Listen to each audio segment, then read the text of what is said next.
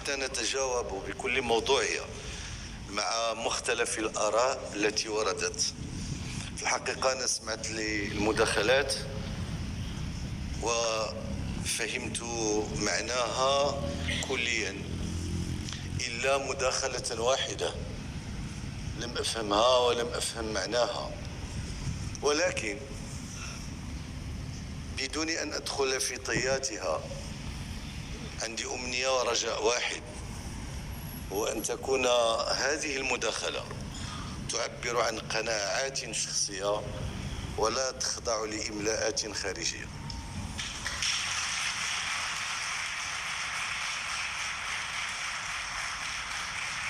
أعيدها للمرة الثانية وأعرف ما أقول. أتمنى أن تكون هذه القناعات،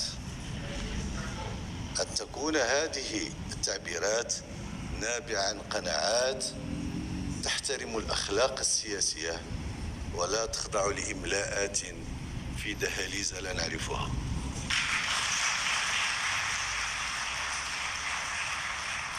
أما فيما يخص العمل الحكومي ولنفصل بعض معطياته وبإيجاز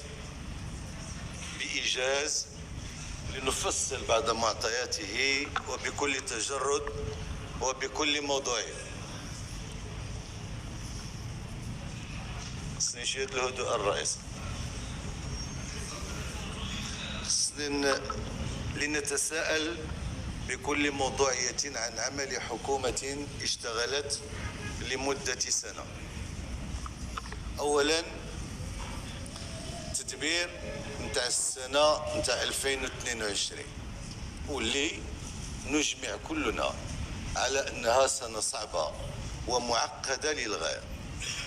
هذا التدبير اللي سمح لنا على أننا نتدخلوا ب40 مليار باش نحافظوا على القدرة الشرائية نسبيا. أنا قلت وتساءلت معكم عن وجود شي إمكانية نتاع أنه نحدوا من التضخم اللي تعرفوا العالم. لا توجد في أي دولة من دول العالم خطة متكاملة باش الآثار نتاع التضخم تكون صفر. ما كاينش، لا توجد.